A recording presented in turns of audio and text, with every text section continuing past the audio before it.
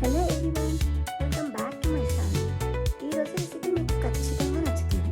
వీడియోని ఎక్కడ స్కిప్ చేయకుండా చివరి వరకు చూడండి.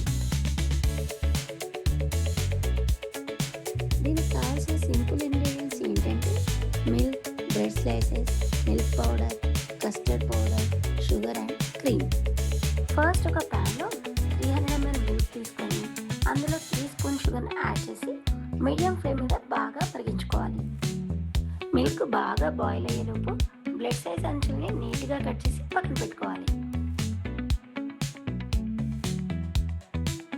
ఇప్పుడు 2 స్పూన్ కస్టర్డ్ పౌడర్లో కొన్ని మిల్క్ యాడ్ చేసి ఉండలు లేకుండా బాగా మిక్స్ చేసుకోవాలి. మిల్క్ బాయిల్ అవుతున్నప్పుడు మనం సన్నగా కట్ చేసి పెట్టిన బాదం పిస్తాని యాడ్ చేసుకోవాలి.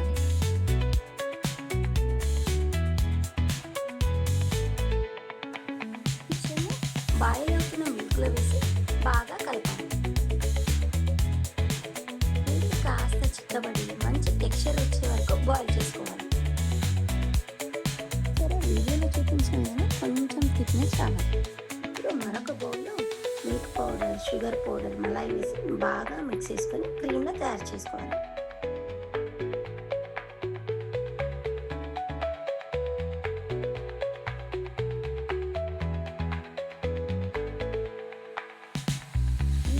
బ్రెడ్ పైన అప్లై చేసి స్లోగా రోల్ చేసుకోవాలి.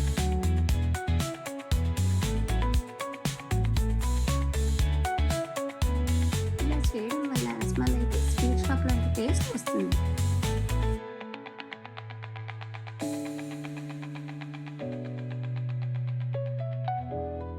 ఫైనల్గా మనం ప్రిపేర్ చేసుకున్న రోల్స్ పై హాట్గా ఉన్న కస్టర్డ్ మిల్క్ని యాడ్ చేసుకోవాలి.